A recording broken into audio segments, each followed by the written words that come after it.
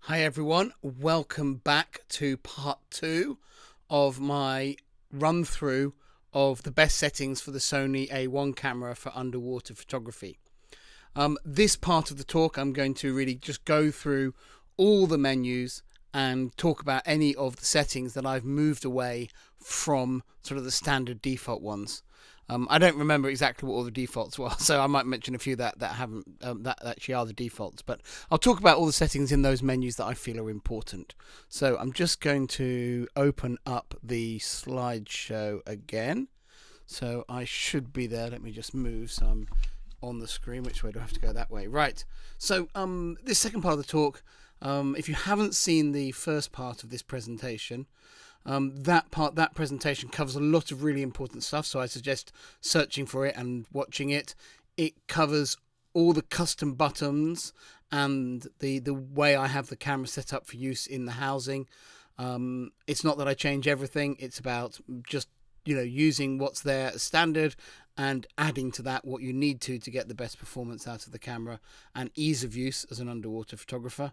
And then it's also how I have the FN menu, the function menu set up, what I have on there, and what I have as shortcuts to be able to get to important things on the My menu. And actually there's quite a bit of repetition in those, as I talked about in that talk, simply because for the important stuff I really want to be able to access it in lots of different ways. And sometimes if I'm already in the menus, I obviously want to have an easy access from the menus. If I'm already in the function menu, it's good to have easy access in there. Or if I'm just in the middle of shooting, then it's good to have access through a push button on the housing. Of course, though, not everything can be set to a push button, and there are only so many push buttons. So that's where the function menu comes in, and particularly the My menu, because there's quite a few things that you can have in the My menu that you just can't have in the function menu. Anyway, we've covered all that in the part 1 of this video. This is part 2, and here I'm just going to go through those general menu settings.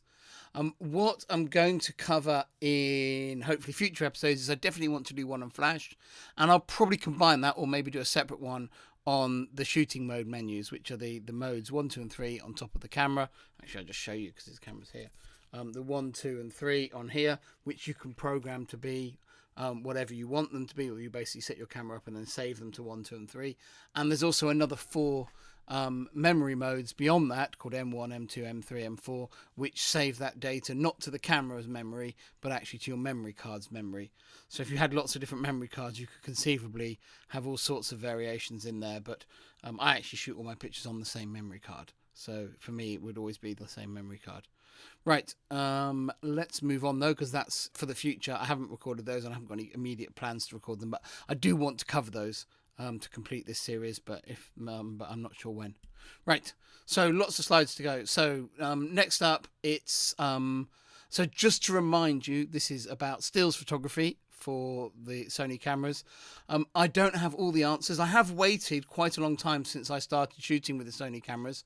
I first started shooting seriously for whole trips with the Sony cameras at the beginning of the year, and I've waited till October, and I've shot the cameras in lots and lots of different environments and shot lots of different subjects. I didn't want to just go and do one type of underwater photography and come back and say, hey everyone, I know exactly what I'm doing here.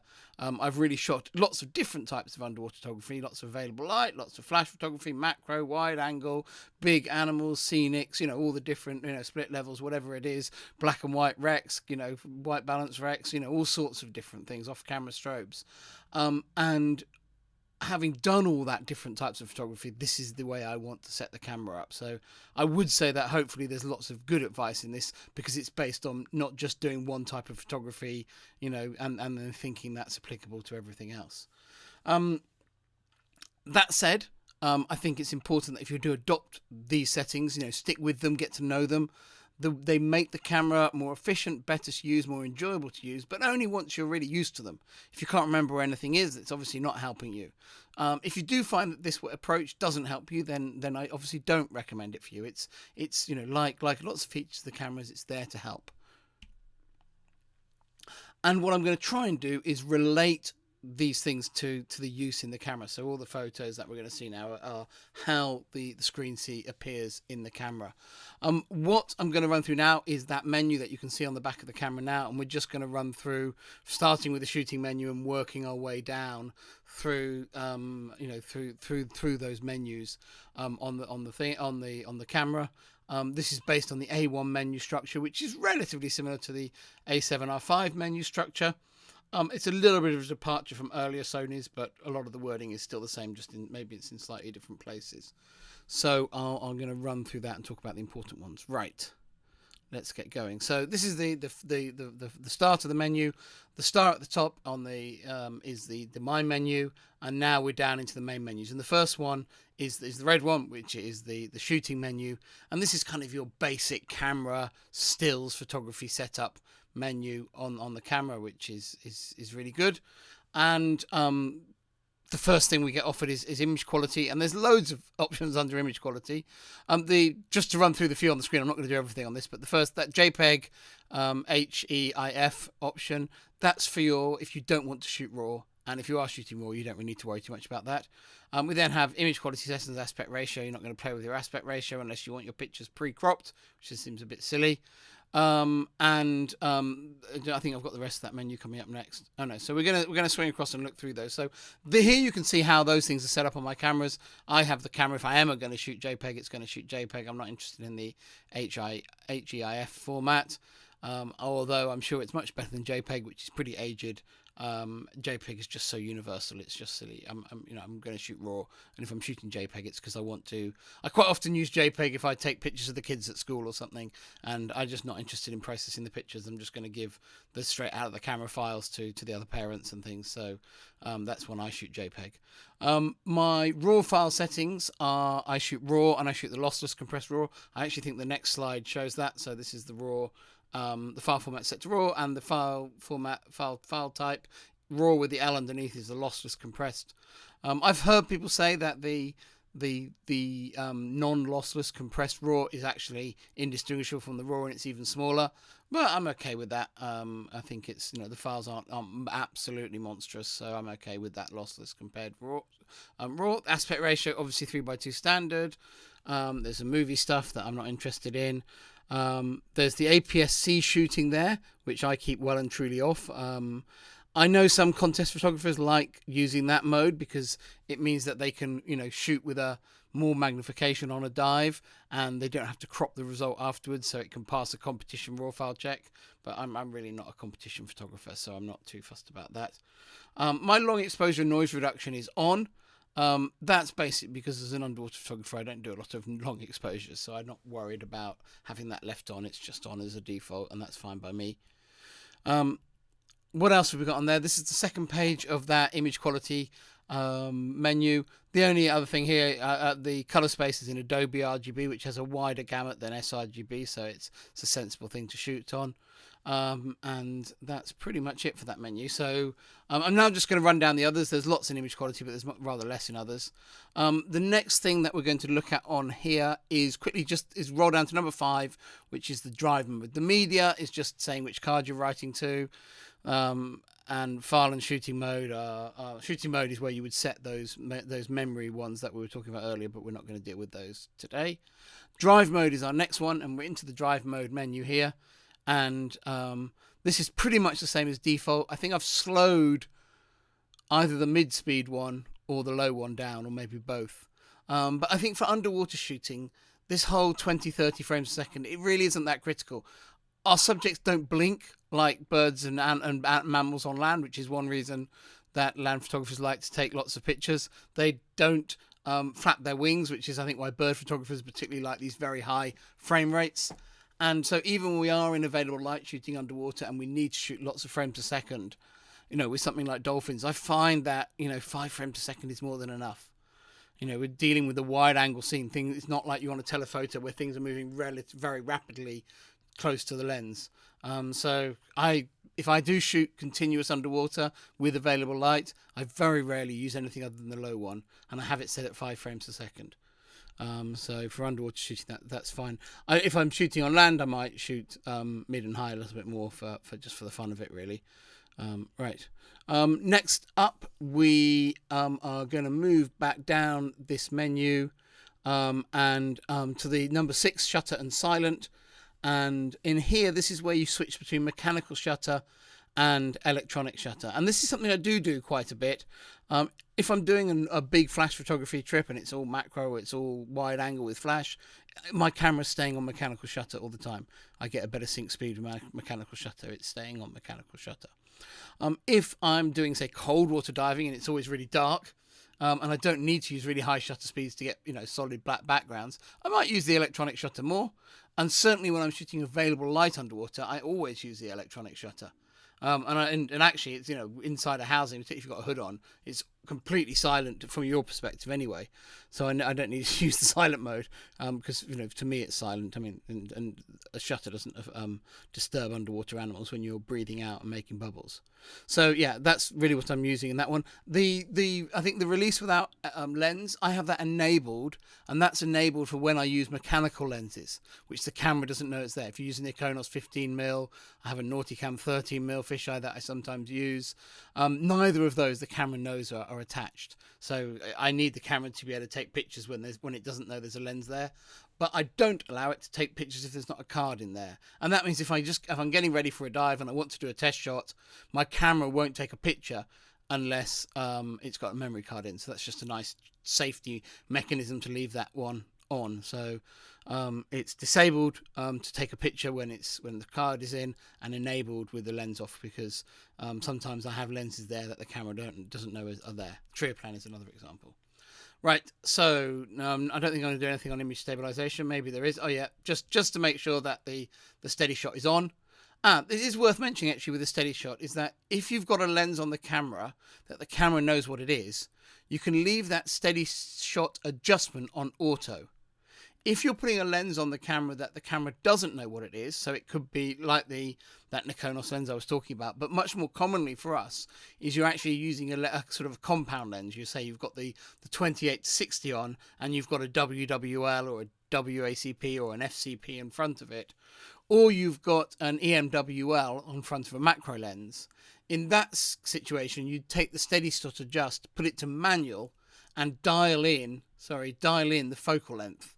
Now, it doesn't have to be an exact focal length, but if you've got a wide-angle lens on, put a wide-angle focal length on. So if you've got an EMWL on, you might want to have your steady adjustment for the EMWL's sort of equivalent focal length. So it's probably something like a 12 or a 14mm focal length for the EMWL, because that's what you're kind of looking at. The EMWL is a bit of a weird example, but certainly with say if you've got a 28-60 on and you're actually shooting with an FCP, which is turning it into a fisheye, rather than have the focal length on auto, you're probably better to set it to something like a 10mm wide angle for the steady shot. But that's a very minor point, that one. Generally, I just leave it on auto and not worry about it. So something other people do like is the last option in the shooting menu is about grid lines. And if you want those on, some people like them on. There's more and more complex ones to have on your screen to help you with composition. A lot of people like the rule of thirds grid. I don't. I just find it just. It's too easy. You shoot rule of thirds too much as a photographer rather than not enough, I feel. So I'd rather have it off. But I know that quite a lot of people enjoy having that rule of thirds grid on. If you're going to use any, I'd use that one. What is in this one though is the live view display settings, which are so this is in the bottom one. Of the menu. I'm not sure if it's going to show me what it actually says. So it's down the bottom there. It's number 9 anyway on the menu. The shooting display it's called, and the live view display set is where we go from settings effect. So that's the what you see is what you get effect and the viewfinder, which we typically don't use that much underwater, except when we're shooting available light only. And or the setting effect off, which is where the viewfinder just gives you a really good bright view of the screen, of the scene. So if it's really dark, it brightens it up. If it's really bright, it darkens it down. And that's the way I generally have it set up for most underwater photography. But that's something I'm changing backwards and forwards. So moving down to the next menu, which is the exposure color menu. And this has got all the options about exposure, flash, white balance, that sort of thing. So the ISO one, I don't tend to fiddle about with too much. I don't set an ISO range on the camera. I'm usually, as we're manual shooters underwater, I'm not too worried that the ISO is going to do something weird. If I do put my ISO on auto ISO, I'm not too fussy about the limits on it. I'm putting it on auto ISO, but I know what ISOs it's giving me within a small range. I'm not shooting the camera really automatically underwater, so there's no need for an ISO limitation. So that menu I'll leave alone. The first one I'm really going to play with is the flash menu. Again, metering doesn't matter, and exposure compensation doesn't matter because we're shooting manual underwater. So generally, I don't really care what either of those are doing. Flash menu. The flash mode of the camera, we do change a lot. We often use fill flash with the camera, but it does vary with the different flash triggers. And also in here, you've got the wireless flash setting, which again, you do change depending on the flash trigger. So some flash triggers need wireless flash on, some need it on. Flash sync speed priority. If you've got an A1 and you like using that 400th of a second sync speed, turn your flash sync speed priority on. Which is the one below wireless flash there, and that will make sure that your camera is making the most of its high performance flash synchronization speed. Red eye reduction obviously off, and that sort of thing. So yeah, that's just one to see how everything is set up there. So just so you can copy it. Right. Then going down, white balance is obviously something we change, but I'll talk briefly about white balance. I don't think I've got another slide for it. I find the auto white balance on the Sony quite poor for underwater photography. I find it jumps around and it very rarely gives me a white balance that I don't feel like I need to adjust in post-processing. Whereas I would say that auto white balance on my Nikon cameras would very often give me a white balance that I would never change in post because it did a good job. So I find that, and that was with the Sony chip in the Nikon, but I find that a disappointment of the Sony cameras is that auto white balance isn't great. I prefer to shoot my Sony camera on a fixed Kelvin white balance a lot of the time, which is the same white balance as the strobes are putting out generally. So I shoot with a Kelvin of 4,700 when I shoot with my retro flashes with diffusers on, with the warming diffusers on, and about 4,900 when I take the diffusers off. I find that it just gives me a good blue, a nice looking picture. I might still need to tweak it a bit in post, but it's a very minor tweak. The pictures look good out of the camera. So I have actually played around a little bit with the RGB, the tint warmth balance as well at that color temperature, and it's just a couple of clicks away. And I just find I get a much happier with the look of the picture out of the camera like that. The color tone, the D-range optimizer, you can see me it's highlighted there. If we move on to that one, D-range optimizer is like it's in Nikon speak, it was active D-light. It's a dynamic range increaser. It takes the picture and just processes stuff to get the most dynamic range out of it. What I find, what this does, if you have it on, is it means the JPEG that your camera shows you while you're shooting, because cameras can't show you raw files, they have to process out a JPEG to show you on when you review your images. That picture has a bit more dynamic range in it if you leave this on, and therefore it's slightly misleading. So a lot of people say turn it off. I happily leave the D-range optimizer on, because although it means my raw files maybe don't have quite that much dynamic range in them, it actually looks closer to how the finished file is going to look. So I find that having that on, actually I quite like it. Below that is creative look. I leave creative look on standard. I would like to experiment with some of the other ones to see how I like the look of them, but mine's just on standard at the moment. The only other one I use is black and white. So for creative look, I either use standard and black and white. And if you watch the other video, creative look, there's a shortcut to it in the function menu. Picture profiles. I've heard quite a few people say that these can make quite a big difference to the look of the Sony files and the performance of the Sony pictures, certainly as JPEGs. And I'm quite keen to have an experiment probably with some of the picture profiles and to see if I like the look of the pictures more with any of them. But at the moment I just use the default. But I mean, particularly picture profile 5, people say is often quite sort of a classic look that people like. So I'm going to have a play with that when I get some time on a future trip. Zebra display, I don't know if I've highlighted it. Oh yeah, here's the creative. That's one. So zebra display is the next one down. Zebra display, I turn it off. Zebra's display is basically your viewfinder goes stripy as a highlight warning that you're overexposing. Now, if you constantly mess up your exposures, you might want to leave just zebra display on. I have to say, for my photography, I'd much rather have it off. I just find it's very distracting. When you're composing a picture, when you're looking at a photograph and trying to put together a composition, if there's movement in the picture, your eye goes to it. And zebra display is movement. It's stripes on your screen. And I find it stops me concentrating on the rest of the composition. So I would generally recommend leave that zebra display off, certainly for most underwater photography. If you're having trouble always overexposing ambient light in your pictures, then maybe you need to leave it on for a while you learn to get the exposure right. But yeah, I leave it off because I find it a distraction for my own composition. Right, into the menu that I probably use the most, which is the autofocus menu. And there's 5 areas in this, and we'll start at the top again. Autofocus, manual focus. So in the autofocus manual focus settings, we've got first of all the priority mode for AFS and AFC. With the mirrorless cameras, I don't use AFS at all. I prefer AFC as an underwater photographer because I feel that as an underwater photographer, you can never be completely still, not unless you're lying all over the seabed, which I'm not condoning or recommending.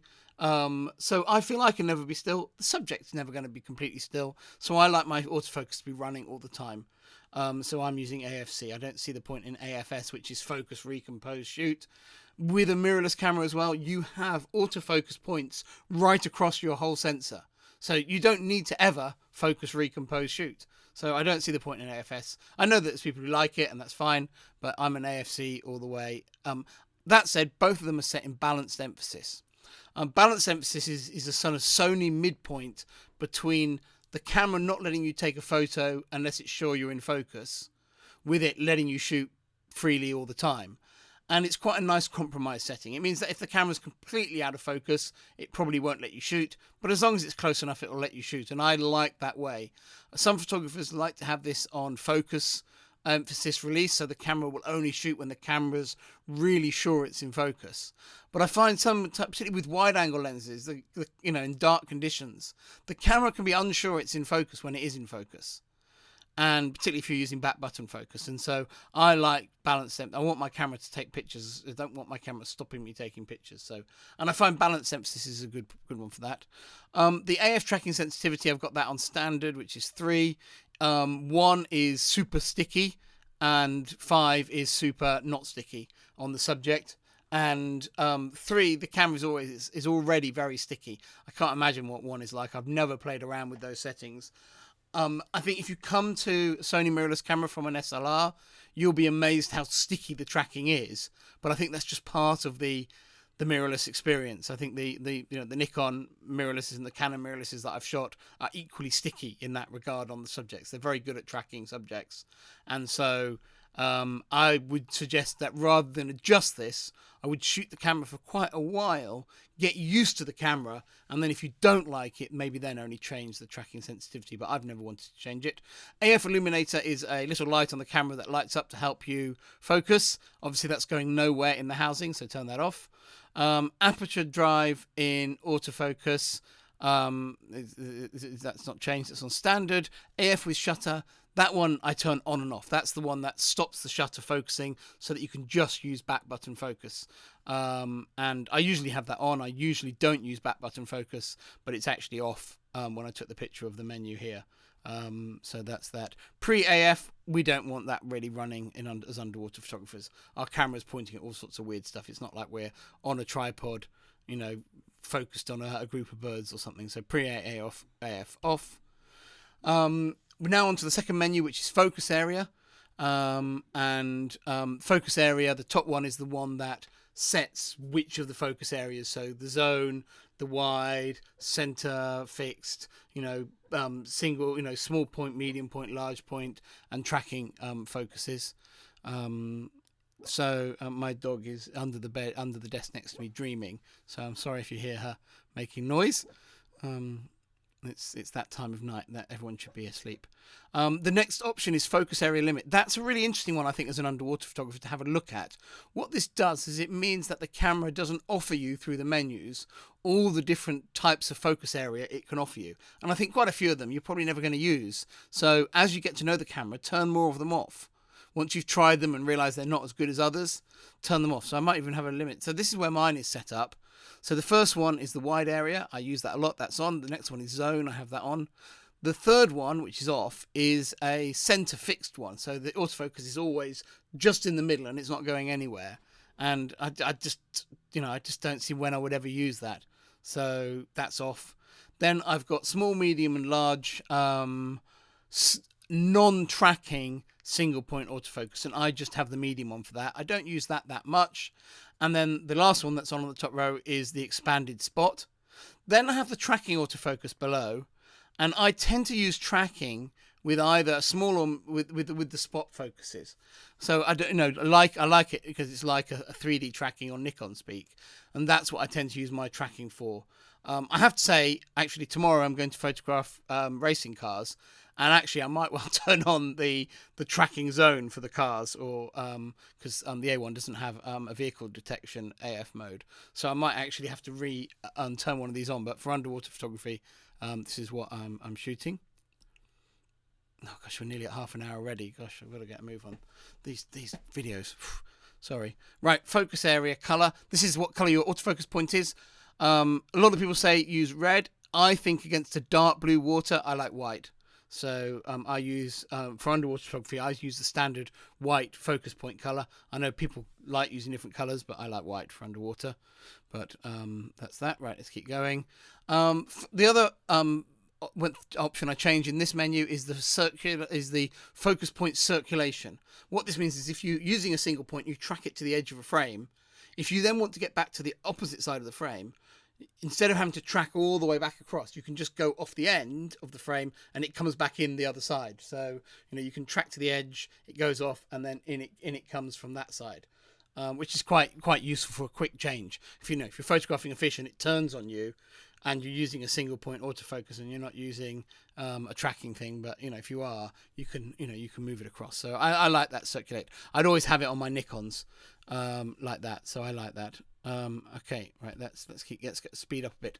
Okay, so face eye priority, that's subject detection autofocus for in English at least.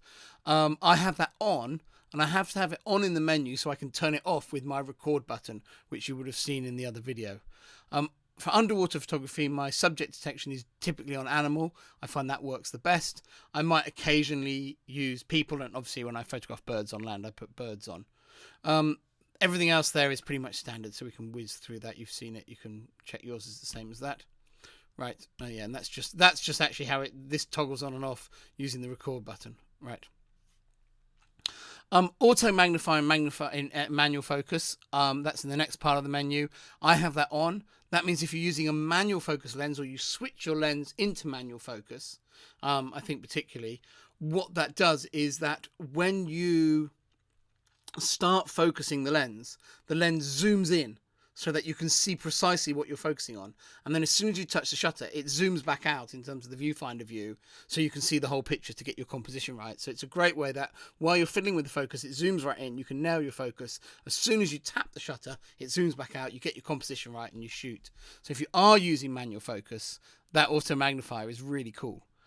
And it is a good reason why you might want to buy a gear for your 90mm, because that auto magnifier manual focus is very, very cool for nailing focus very precisely with that, and it's a really nice system to use. And then that's just the settings on it. Right below. Right, let's go to the next one. I run peaking on the camera, and I use either peaking color red or peaking color yellow. I've used yellow a lot more than red, but it's on red at the moment. Sorry, I think my daughter might be downstairs. Give me a second, I'm just going to pause this. Peaking is very good for manual focus lens, particularly the trio plan. I use peaking with a lot underwater. It's just a manual focus lens. The trio plan can be quite hard to focus. People who've used those sort of vintage lenses often comment on that. With peaking, I get, you know, such a high return of focus with that lens. It's great. So that's the main thing I use peaking for underwater. I don't tend to do much manual focus macro with peaking the rest of the time. I actually prefer the magnifier when I'm doing that. Right, next one is we're now into the last few menus, haven't got too much in. Playback menu, I don't think there's a great deal I want to change here, maybe just the magnification one. So this is the playback. So in playback magnification, the enlarge image, so when you press review an image and then you press AF on, it zooms the image in to 100%, so you can check your critical focus. And the important one here is to have the enlarge initial position, the bottom menu item, set to focus position. So if you're shooting a nudie blank super magnification, you've put your AF point off to one side to focus on the rhinophore. When you hit the review button and then you hit the AF on button, it zooms right in to the point where the focus was, so you can check that critical focus. It's really cool. And then, as I said before, to zoom back out, the quick way to do it, the slow way, is to pump away at the AEL button. And that, it doesn't take long, but you have to. The quick way I find is just to double press the playback button, and then you basically pressing it once turns off the playback, pressing it again, pressing the image review button again, zooms it back, zooms it out, shows you the image again but unzoomed in. So that's a really quick way to unzoom the image in. Right. Okay, and that's the only thing from the playback menu. The next menu is the connectivity, the network menu. There's not a lot in here that you want turned on as an underwater photographer. I think most of this stuff is just there to drain your battery down, and you're not going to be using Wi-Fi and Bluetooth underwater really, or a wired LAN network, etc. So I generally have most of this stuff turned on. I have airplane mode on, and I have the Wi-Fi and the Bluetooth off, just to save on battery. It's just about not running any battery down on things I don't need. So there's nothing really to mention there. And then into the custom settings, or the setup menu, which is the bottom one, at the yellow one at the bottom. In here, obviously, you're going to set your date and time when you first get the camera, and then you set your area, which is your geographic area at the start of each shoot, so that your camera time is in local time. I think that's a really valuable thing to do, because it means years later when you look at pictures, if you've seen something really cool, you can check what time of day you took the picture, and the time of day is accurate locally. I don't think you have to be accurate to the minute. I don't think that really matters too much, but having it accurate to the time zone can be really useful. If you have a really cool picture and you can't remember if it was day or night, can't remember if it was there was particularly nice light on a dive site, knowing it was in the morning when you go back there again can be really, really useful to know. So I always set my date and time. Then the one that we were using a lot in the first video is the Operation Customize menu, which is this one here, which allows us at the top. The first one within Operation Customize is custom keys for still photos, which is the one we were using. The one below that, custom key for video, we don't use. And then the FN menu settings, the fourth one down on the right side there, that's the one that we changed to change all the what's on the FN menu. And those are really the ones I'm playing around with. I do, well, we'll just go through those. And this is, again, just a reminder of where I have the those custom key settings. And then on the FN menu, this is where I have the FN, but you saw this in video 1, and we're already half an hour again. I have record with shutter on. This is because I use this is if I'm shooting movies, which I never am. If I start the movie, I can start the movie by pressing the shutter. Now, some people like to have the shutter to default back to stills, but the reality is, in underwater photography, your settings are so different when you're shooting video and stills that you're either doing one or the other. You're not doing both at the same time, really, as an underwater photographer very much. So as a result, if I'm in a video mode, I have my shutter to start and stop the video recorder. The shutter is obviously on the same nice handle, that the nice lever that you use for every picture you take, and it's really, really nice. And because I'm programmed to use my record button on my housing for toggling between subject detection and not subject detection, I don't really, I've forgotten that's a record button, so I prefer the shutter as a record button. It's a very minor one. Right. Next up is the monitor settings. Find a monitor, and the important one to change here is the first one. You need to change that to manual, and that stops the viewfinder, which is what finder means, the viewfinder using the eye detection to switch to your eye when you lift the camera up to your eye. Now, in a housing, the camera always thinks it's lifted up to an eye because it senses the back of the housing behind the viewfinder. So we turn that off. I don't think I've got a menu for that. Yeah, so that's the top one. And then you can see my monitor settings there. The only one I'm going to draw attention to here is display quality. I use this both on high and on standard, which is this one down here. I don't see that big a difference between them. They're both really, really good. And even with the magnifying, 45-degree viewfinder, I don't really see a really big difference there. The viewfinder magnification, you've got zoom in and zoom out. And what that does is that's the size of the screen inside the viewfinder. If you find so the one above display quality is really a useful one to know about. So I haven't highlighted it, but I want to mention it. That one, if you find that your viewfinder is just cropping the edges of your picture a little bit, you can change that viewfinder magnification from zoomed in to zoom out, and that just pushes the view inside your EVF slightly further, or slightly shrinks it down, so you can see it really clearly into the corners. And that's really nice if you say you want to pay particular attention to the corners on your composition, and you're more interested in seeing the whole frame. If you're really kind of geeky about it, what you might decide is actually for macro shooting, I want my picture as big as possible so I can check the focus points, so I'll keep it zoomed in. And maybe for wide angle where it's the whole composition that matters more, you might choose to zoom that out. I find that that's one of those settings that whichever one it's in, I find I adapt to instantly on the dive, so I don't mind which one I use on that. In terms of the experience, it's just if I really feel I want to see the corners of my shots, I'll use zoomed out, and it's set on zoomed out at the moment. But it's on. I have it on zoomed in more than I have it on zoomed out. Anyway, display quality is high. That's the amount of detail it's showing you on both the EVF and the LCD screens, and I have that on high. There's a slight bigger battery drain of using that on high, but it's very small, and I find that the A1 I tend to do 2 dives and change batteries, and it does 2 dives so comfortably that a bit of extra battery drain makes no difference to how regularly I'm charging the batteries, so I use that on high. On the frame rate, if you have display quality on high, I think it stops you using anything other than a standard frame rate refresh.